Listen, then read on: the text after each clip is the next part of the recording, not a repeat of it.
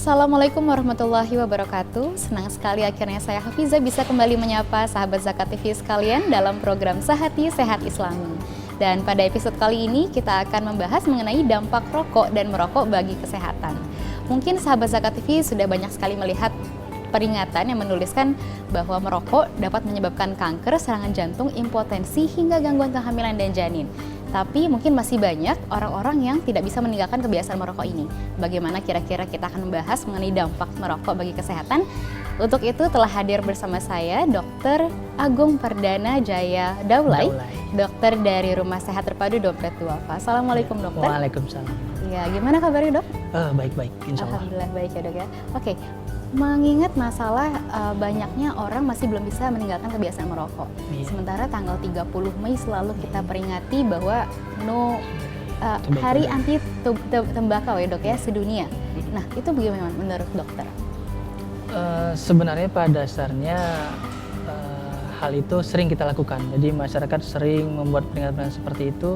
Tapi kenapa masih banyak masyarakat yang getol untuk merokok? Jadi ada banyak faktor juga sebenarnya. Apakah kita mulai dari faktor lingkungan, di mana bahkan anak kecil itu sudah tahu rokok dari sejak kecil. Nah gitu, bahkan di televisi banyak kasus-kasus anak kecil yang merokok. Itu sebenarnya dari lingkungannya dulu. Nah jadi memang kita masih harus kerja keras ya untuk mensosialisasikan masalah rokok itu tadi, anti rokok. Nah gitu, mungkin itu. Mungkin kalau ada beberapa berita juga ya dok yang sempat muncul di televisi, bahkan isu bahwa anak-anak kecil ada videonya sedang merokok gitu kan. Itu terkait dengan tadi yang dokter jelaskan mengenai dampak dari lingkungan sendiri. Itu bagaimana kira-kira untuk bisa mengontrolnya dok? Pengontrolan itu sebenarnya lebih kita kuatkan kepada keluarga. Ya, jadi memang kita harus lebih turun ke lapangan, lebih di mana unsur-unsur promotif itu lebih kita kembangkan. Nah, tugas itu bukan hanya di petugas medis, tapi juga kita bisa arahkan itu ke lingkungan masyarakat sekitar. Nah, misalkan kita bisa berpatokan kepada istilahnya itu pemimpin daerah setempat ya, bisa atau mungkin Pak RT, Pak RW untuk lebih dulu mensosialisasikan masalah itu. Kenapa? Karena generasi muda kita sekarang itu dari kecil sudah bisa merokok. Itu pasti ada yang dilihatnya. Dia melihat, dia mencontoh, dan dia melakukan. Dan masalahnya yang lebih berat lagi itu ada yang memfasilitasi. Sehingga si anak itu bisa megang rokok. Bagaimana mungkin seorang anak bisa megang rokok kalau dia tidak dibelikan rokok? Nah, itu juga unsur-unsur yang memang sekarang ini menjadi dilema bagi kita semua. Bagaimana kita bisa untuk menghilangkan kebiasaan merokok. Nah, itu. Makanya kita memang harus melibatkan daripada keluarga, penguatan setiap lini yang ada di masyarakat, bukan hanya petugas medis.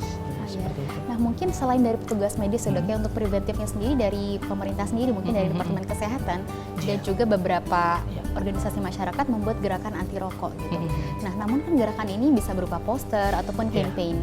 Sudah banyak sekali gerakan, tapi tetap saja orang-orang ini masih banyak yang merokok. Apakah menurut dokter sudah cukup efektif selama ini? Kalau efektif, kita tidak bisa bilang hal itu tidak efektif. Nah, pada dasarnya itu sudah bagus. Hanya kadang-kadang untuk melawan sesuatu yang menjadi kebiasaan, yang sudah menjadi habit seperti itu, memang kita harus, ya intinya semakin banyak orang merokok, semakin banyak lagi kita yang bersosialisasi untuk menentang rokok. Nah, jadi sampai kapan itu akan kita lakukan? Sampai masih ada orang merokok. Jadi kita harus terus lakukan sosialisasi sampai seperti itu, sampai di mana titik jenuh, di mana orang-orang merokok ini jadi malas untuk merokok, karena selalu ada yang mencekoki, melarang merokok. Ya, harapan kita seperti itu. Karena pada dasarnya merokok itu kalau setelah kita menghisap rokok, awalnya kalau kita lihat dari remaja itu biasanya dari gagah-gagahan. Nah, gitu. Jadi dia merasa bangga dengan merokok, katanya lebih keren seperti itu. Dari awalnya coba-coba karena ada zat-zat tertentu yang masuk dalam badannya, nah, sehingga nanti itu muncul efek kecanduan. Oh, jadi ada zat yang mengakibatkan kecanduan juga ya dok? Jadi kecanduannya sifatnya tapi bukan levelnya narkoba ya, seperti itu, bukan, tapi di bawah itu. Tapi kita perlu waspadai bahwasanya merokok ini kelanjutannya itu luas, nah, jadi bisa kemana-mana. Nah, untuk kesehatan dan sebagainya. Tapi emang kita harus sama-sama memang. Jadi penguatan di mana kalau masalah poster dan sebagainya, saya sendiri sering mengadakan dulu dengan teman-teman saya kegiatan-kegiatan yang sejenis itu. Tapi ya masalahnya iklan rokok masih tetap ada kan. Jadi secara tidak langsung makin kreatif. Bahkan kadang-kadang seakan-akan orang yang merokok itu bisa mempanjat gunung. Kita bingung juga, orang nafasnya sudah satu-satu, memang masih bisa merokok, masih bisa aktivitas yang sedemikian hebatnya. Jadi pencitraan media massa terhadap rokok itu sendiri itu sebenarnya menjadi momok yang menakutkan bagi usaha kita untuk menghilangkan aktivitas merokok seperti itu. Yang saya lihat seperti itu. Tadi kalau dokter sebutkan bahwa ada zat-zat yang masuk ke dalam tubuh kita yang akhirnya kalau untuk orang-orang yang membiasa merokok itu mengalami kecanduan. Nah, sebenarnya zat-zat apa saja dok yang ada dalam rokok? Banyak. Yang pertama itu misalkan nikotin. Nah, gitu.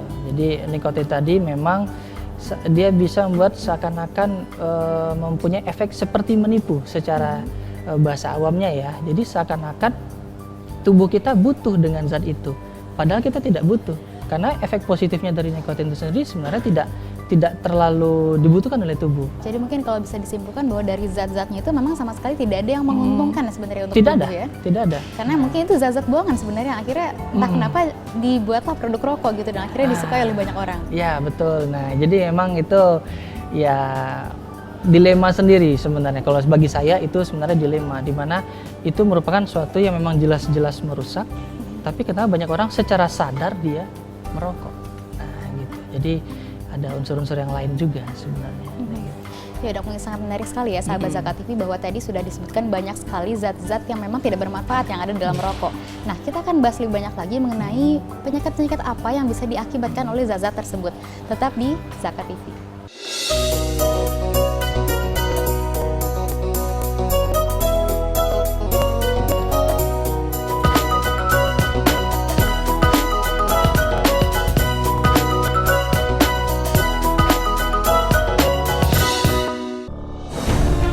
Ketika keindahan dunia merebak keselarasan, berbagi kemesraan. Ketika sejuta tangan merangkai kebahagiaan dalam kehidupan yang harmoni. Ketika zakat Anda wujudkan indahnya dunia.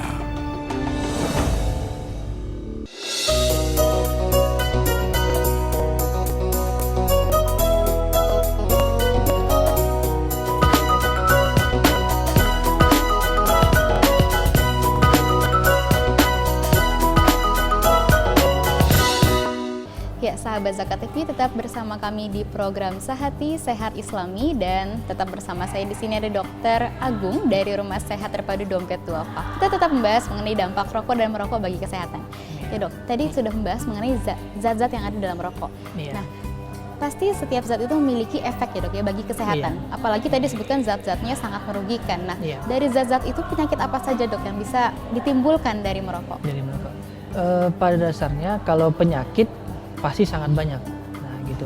Jadi rokok itu dia tidak akan serta-merta bisa menimbulkan penyakit, tetapi setelah penggunaan sekian tahun akan muncul penyakit-penyakit. Nah, gitu.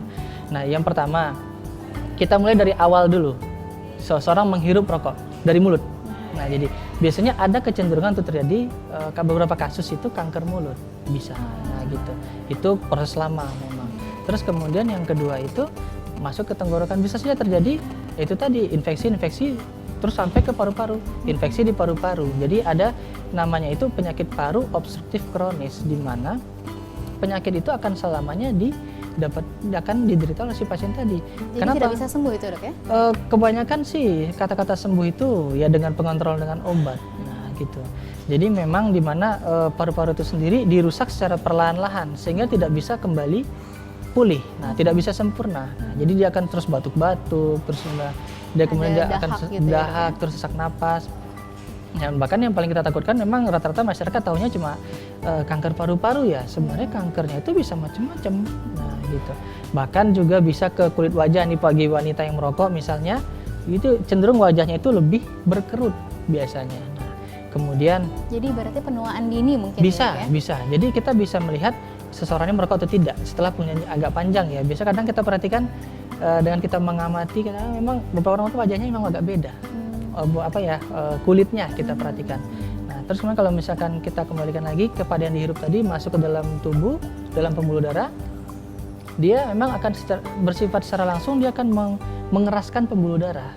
Nah, gitu. Sehingga aliran darah ke seluruh tubuh itu jadi terganggu. Misalkan terganggu aliran pembuluh darah itu misalkan salah satunya itu ke jantung. Jadi penyempitan pengerasan sehingga mudah terjadi penumpukan di sana sehingga kadang-kadang bisa menyebabkan penyakit jantung. Nah, penyakit jantungnya apa? Bisa macam-macam, sumbatan ya bisa sakit dadanya, nyeri atau pembesaran jantung dan lain sebagainya. Jantung koroner juga bisa. Bisa salah satunya.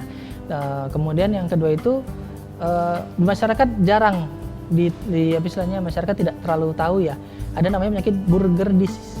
Oh, apa itu? Nah, jadi itu kadang-kadang dari sebagian besar itu akibatnya rokok. Jadi pembuluh darah yang di daerah kaki, terutama di ekstremitas ini tadi, jadi menyempit sehingga terjadi pembusukan. Nah, gitu. Jadi luka, terus hampir seperti diabetes, tapi bukan. Nah, gitu. Jadi karena menghitam gitu ya lama-lama di kakinya. Nah, gitu, dan ya. harus diamputasi akhirnya itu? Bisa seperti itu. Nah, terus satu lagi kan kadang-kadang kalau kaki takutnya itu impotensi ya. Nah, kalau di daerah kemaluan, pembuluh darah sana kan pembuluh darah ujung ya, jadi lebih kecil sehingga dia bisa mengeras penyempitan sehingga lambat laun bisa mengakibatkan yang namanya itu impotensi. Jadi pada beberapa laki-laki itu mohon maaf ya, jadi tidak terlalu perkasa lah bahasanya seperti itu. Atau bisa dibilang tidak subur gitu dok? Tidak subur belum tentu. Nah, subur tidak subur kan tergantung dari sperma. Tapi sperma sendiri bisa berkurang produksinya dari penggunaan yang lama dari rokok. Secara tidak langsung artinya memang bisa berpengaruh kepada kesuburan. Nah, gitu. Kalau pada wanita yang hamil mengganggu janin. Nah, gitu. Jadi pertumbuhan janin tadi itu akan terganggu dengan adanya zat-zat yang masuk tadi ke dalam tubuh si perokok. Nah, gitu. Jadi kalau ibu-ibu yang sayang sama anak ya jangan merokok. Nah, gitu. Jadi kalau efeknya nanti itu ya macam-macam. Salah satunya adalah pertumbuhan dari si bayi tadi gitu. Nah, apa saja ya macam-macam. Atau anak kecil yang menghirup asap rokok juga bisa macam-macam efeknya. Dan memang dari sebagian besar literatur tidak ada unsur positif. Nah, gitu. Itu saja. Nah, gitu. Kalau kami dari medis memahaminya seperti itu. Mungkin banyak sekali penyakit ya dok. Ya, tadi kan mulai dari paru-paru, jantung, pembuluh darah juga semuanya kena ya dok ya. Nah, kalau untuk rentang waktunya sendiri, apakah dalam rentang waktu yang sempit atau harus dengan waktu yang panjang baru penyakit-penyakit itu akan muncul? Biasanya tidak instan. Nah, gitu. Kecuali misalkan memang dia ada sakit bawaan seperti asma, teriritasi dengan debu-debu rokok bisa kambuh, itu kan beda kondisi. Nah, tapi kalau dengan kondisi setahun, 5 tahun, 10 tahun, pasti akan ada keluhan-keluhan awal yang muncul. Nah, pasti, tapi kadang-kadang bagi sebagian orang, biasa masuk-masuk angin biasa. Atau batuk-batuk biasa. Nah, gitu. Padahal itu proses lama sebenarnya, bisa saja. Dan saya pernah dapat mencari sebuah artikel tentang kanker paru-paru. Jadi ini kejadian itu di Eropa sana. Dia merokok itu di sana dia dari umur 10 tahun dia sudah merokok, umur 35 tahun dia meninggal. Karena penyakit-penyakit tadi. Kanker paru-paru. Kanker paru-paru. Paru-paru. Jadi badannya yang begitu sehatnya ketika umur 28 tahun hanya dalam waktu 7 tahun dia meninggal karena kanker paru-paru. Nah, gitu. Tidak semua kasus. Nah, gitu. Karena kerentanan itu tadi kan ya banyak faktor ada di tubuh manusia itu setiap sendiri. Orang beda-beda. Ya. Nah, gitu. Jadi ya nasibnya lah kalau kenanya yang kanker paru-paru ya bagaimana lagi. Tapi memang kita tidak bisa memprediksi bagaimana yang akan kena. Gitu. Karena kan bukan hanya merokok kan penyebab penyakit. Nah, gitu. Pola makan, pola istirahat, nah gitu. Terus paparan-paparan dari luar itu juga mempengaruhi juga. Nah, gitu. Jadi emang rokok tadi emang bukan salah satu yang paling utama ya. Tapi dari literatur itu yang utama. Nah, gitu. Karena kan kalau namanya manusia hidup tadi kan pasti ada banyak faktor yang membuatkan dia sakit. Nah, gitu. Salah satunya rokok. Dengan merokok. Dengan merokok. Terkait dengan kegiatan aktivitas sehari-hari, untuk setiap perokok itu apakah ada masalah dalam aktivitas misalnya entah saat ia berolahraga atau mungkin saat makan, dengan nafsu makan bagaimana? Dengan nafsu makan jelas akan mengurangi nafsu makannya secara langsung. Nah, gitu. Itu efek dari nikotin tadi sehingga seakan-akan itu tadi saya bilang efek menipu tadi. Nah, gitu. Jadi seakan-akan dia senang, enak badannya, perutnya tidak adanya rasa lapar. Nah, jadi sehingga orang-orang merokok itu cenderung dia makannya sedikit biasanya ya. Nah gitu, kebanyakannya seperti itu. Nah terus kemudian untuk ya seperti itu untuk nafsu makan. Jadi tidak, rata-rata sih yang merokok biasanya kurus. Nah gitu. Maka kadang-kadang bahkan saya pernah dapat dari pasien, saya pengen kurus dok, gimana caranya? Saya merokok aja boleh nggak dok? Nah saya ketawa juga. Nah gitu. Jadi ada yang pernah Ada bilang yang seperti itu ya, dok, ya? tapi emang itu yang di masyarakat memang ketahuan dari masyarakat ya sampai sebatas itu. Kita tidak bisa menyalahkan, hanya kita yang bertugas untuk mendidik mereka supaya paham bahwasanya rokok itu emang tidak bagus. Tidak bermanfaat Iya. terhadap tubuh. Bukan rokoknya ya, rokok halal. Rokok itu halal. Halal. Haramnya itu adalah mengisap rokoknya tadi. Oh ya, jadi menghisapnya yang haram ya dok? Rokok itu tembakau siapa bilang itu haram? Oh iya. Halal. Justru Jadi, banyak digunakan, tapi masalah penggunaannya. penggunaannya tadi untuk apa dulu? Kalau memang itu banyak merusak tubuh kita, ya itu unsurnya jatuh. Jadi artinya memang lebih banyak jeleknya daripada bagusnya. Memang tidak ada bagusnya. Ya, untuk itu makanya Islam Memang ada yang pro dan kontra, tapi memang itu bukan kapasitas saya untuk membahasnya. Ya. Tapi yang kita pahami seperti itu. Rokok tidak haram, merokoknya yang haram ya dok ya.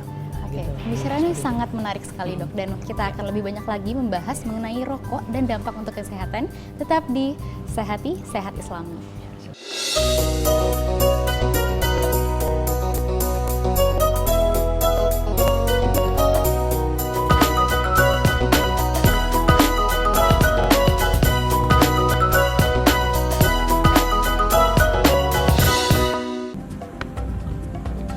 Semangat kemenangan harus berasal dari sportivitas yang datang dari hati. Saya Bambang Pamungkas, saya zakat di Dompet Duafa. Keluarga adalah sumber inspirasi saya. Kehangatannya datang dari hati. Saya Inneke Kusharawati, saya zakat Dompet Duafa. Berbagi memudahkan rezeki, karena datang dari hati. Saya Ipo Santosa, zakat di Dompet Duafa. Dompet Duafa.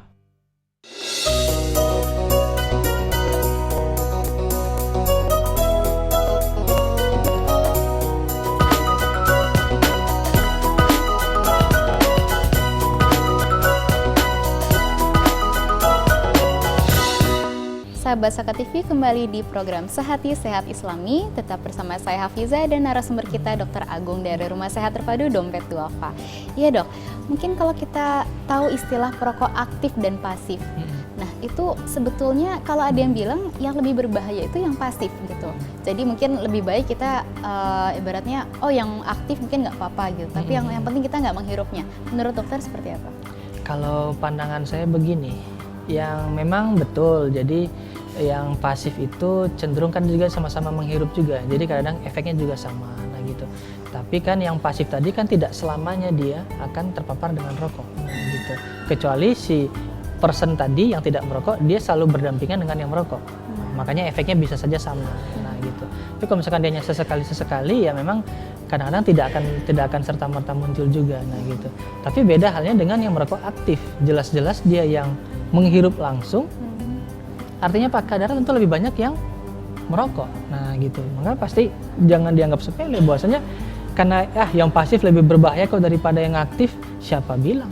Jadi excuse gitu. ya untuk Iya, yang jadi merokok excuse malah untuk ya. merokok. Jadi udah merokok aja, udah merokok saja terus. Nah gitu. Justru yang pasif malah berbahaya. Jadi saya merasa itu stigma yang salah yang disebarkan di masyarakat. Nah gitu. Masa yang memang jelas-jelas merokok setiap saban hari, saban waktu merokok, dia tidak akan pernah sakit dibandingkan dengan yang menghirup aja gitu. ya dok ya. Nah, memang itu jadi jangan disalah artikan. Jadi jangan diputarbalikkan kenyataan yang sebenarnya. Memang kalau konsep sehat sakit, kita tidak akan pernah tahu kapan kita sakit. Nah gitu. Tapi kita bisa memprediksi seseorang ini akan sakit dengan sikapnya, dengan tingkah lakunya, pola hidupnya sendiri. Kita memprediksi, wah ini pasti akan sakit 10 tahun kemudian. Nah gitu. Tapi yang pasif kita lihat dulu, dia sepasif apakah? Kalau misalnya ternyata dia pasangan hidupnya itu merokok setiap saat, di mana dia merokok Sering dan terpapar ya akhirnya. sama juga, bisa akan berakibat yang sama dengan si perokok. Nah gitu. Tapi mana yang duluan kena? Nah kan gitu pertanyaannya. Kita nggak tahu ya, Dok, Nah gitu. Ya, kalau prinsip saya sih jelas yang menghirupnya, yang ngerokoknya pasti orang jelas dekat mulut dia, Iya. terhirup dia, terpapar langsung, teriritasi ya Justru pasti efeknya jadi kena dua-duanya. pasti kena sebetulnya. dua-duanya. Kalau yang dua-dua kan pasti hembusannya kan ke sekitar. Nah gitu. Iya. Makanya kadang-kadang di beberapa instansi itu disediakan tempat untuk orang merokok, Merokok. tidak mengganggu dengan yang lain. Nah, gitu. gitu. Tujuannya adalah untuk meminimalisir angka kejadian kesakitan dari yang perokok pasif. Nah, kalau pandangan saya seperti itu. Nah, jadi jangan salah artiin ya. Ya harus dilihat ya, Iya, konteksnya tidak bisa digeneralisasi ya Tidak tentu bisa, ya. tidak bisa. Gitu. Oke, nah terkait dengan orang-orang yang mungkin memiliki kebiasaan merokok tapi ingin sembuh gitu dari kecanduan merokoknya, Iya. itu bagaimana caranya dok? Jadi memang ada banyak cara untuk bisa berhenti merokok. Nah gitu. Jadi pertamanya itu memang kita harus memahami dulu efek positif atau efek negatif yang ada dari rokok. Kita pelajari rokok itu bagaimana gitu. Oh ternyata efek positif tidak ada, lebih banyak efek negatifnya. Ya, artinya secara sadar dia akan berusaha meniatkan dirinya untuk berhenti merokok. Kenapa? Karena dia sudah mengetahui bahwasanya unsur negatifnya itu lebih banyak pada unsur positif. Itu yang pertama. Jadi si person tadi yang merokok tadi dia harus banyak belajar, banyak membaca tentang efek rokok. Itu dulu langkah awalnya. Mungkin dari knowledge-nya dulu ya. Dari dok, knowledge ya? dulu, jadi ketahuan dulu yang ditingkatkan dulu. Nah gitu. Setelah itu pertama, kemudian yang kedua adalah niat dong. Nah gitu. Saya ingin sehat, saya ingin sembuh. Ya dari kebiasaan merokok tadi kita harus menguatkan. Artinya apa? Sama seperti kita berpuasa kan, kita harus lapar haus, kita mau minum, kita tahan. Kenapa? Untuk ya sesuatu yang lebih baik. Nah gitu. Jadi itu berkaitan. Nah, kemudian yang ketiga itu ada banyak cara yang lain juga, misalkan untuk teman-teman yang perokok mungkin misalkan ingin berhenti merokok, mungkin olahraga yang teratur dimulai dicoba. Nah gitu.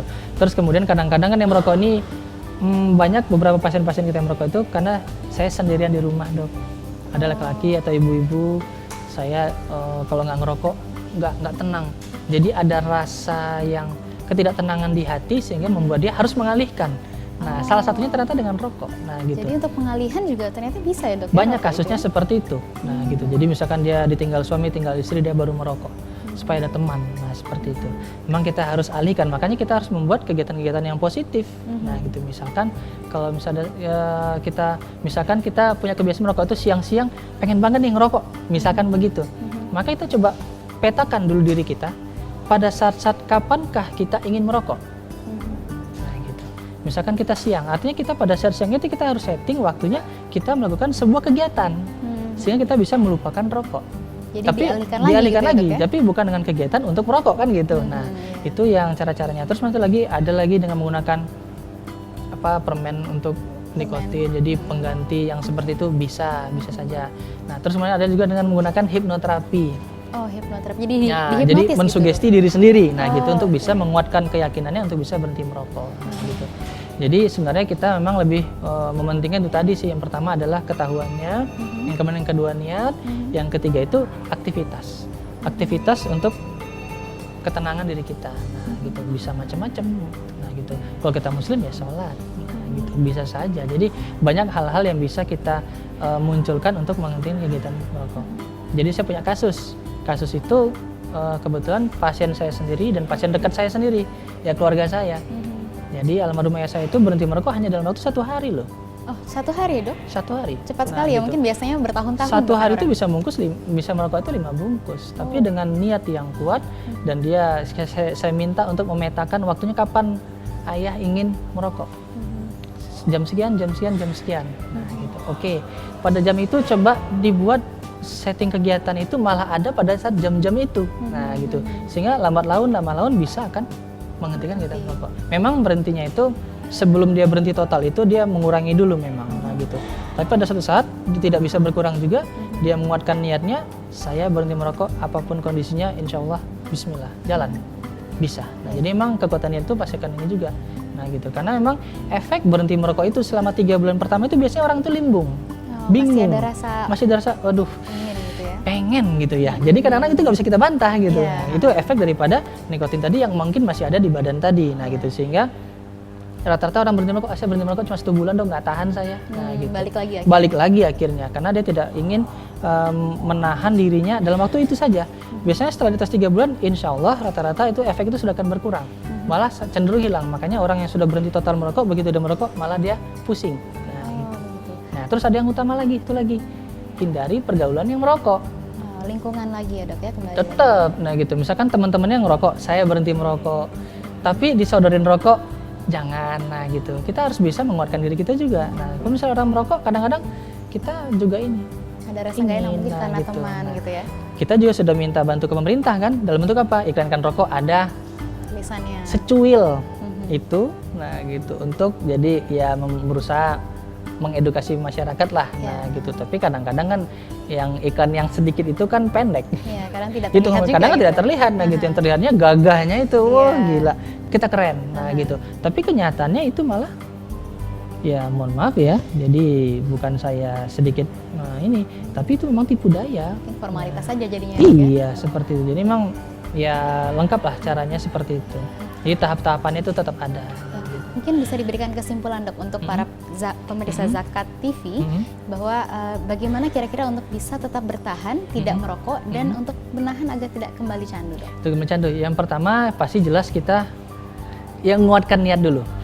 Jelas, yang pertama menguatkan niat.